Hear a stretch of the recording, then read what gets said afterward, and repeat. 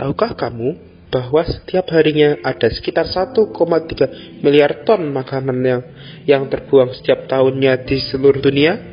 Ternyata negara kita, Indonesia sendiri, merupakan salah satu negara penghasil sampah makanan terbesar di dunia yang beratnya bahkan mencapai 33 sampai 48 juta. Sampah makanan di Indonesia ini kebanyakan adalah sampah makanan yang belum diolah menjadi makanan. Menurut survei yang telah tim kami lakukan, ada beberapa panti asuhan yang bergantung pada donasi makanan yang tidak selalu ada. Bahkan beberapa panti asuhan menghabiskan kira-kira 50.000 untuk setiap anaknya di setiap harinya, hanya untuk kebutuhan makanan saja. Pada saat ada donasi, di sisi lain para pemilik usaha makanan seperti catering bisa mendapatkan pesanan sekitar 20 porsi setiap harinya dan menghasilkan rata-rata makanan sisa sebanyak 5-7 porsi setiap harinya. Untuk penjelasan aplikasi kami, berdasarkan survei, sebanyak 45% dari sisi donatur merasa lebih tenang pada saat melakukan donasi menggunakan aplikasi dibandingkan melakukan donasi secara langsung. Selain itu, sebanyak 62% dari penerima donasi lebih memilih untuk mencari bantuan donasi dan melakukan melalui aplikasi dibandingkan mencari bantuan donasi secara langsung. Kasih.in, punya makanan lebih?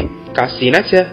Kasih.in merupakan aplikasi yang dibuat untuk menghubungkan antara donatur dan penerima donasi yang berguna untuk mempermudah proses donasi dan memanfaatkan cara pengiriman barang. Kita dapat melakukan donasi maupun mencari bantuan donasi dalam satu aplikasi. Dari sisi donatur, kita perlu mendaftarkan akun kita terlebih dahulu, lalu masuk sebagai donatur.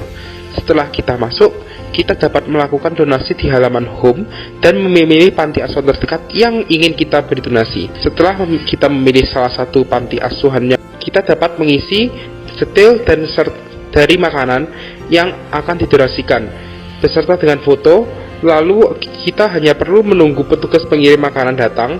Selain itu, kita juga bisa melihat riwayat donasi yang pernah kita lakukan di menu riwayat. Dari sisi penerima, kita juga perlu mendaftarkan akun kita terlebih dahulu, lalu masuk sebagai penerima.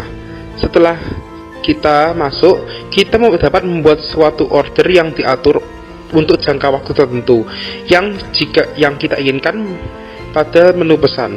Kita juga bisa melihat riwayat donasi yang pernah kita terima di menu riwayat. Kita dapat melakukan donasi atau mencari donasi dengan lebih nyaman dalam satu aplikasi. Punya makanan lebih? Kasih.in aja.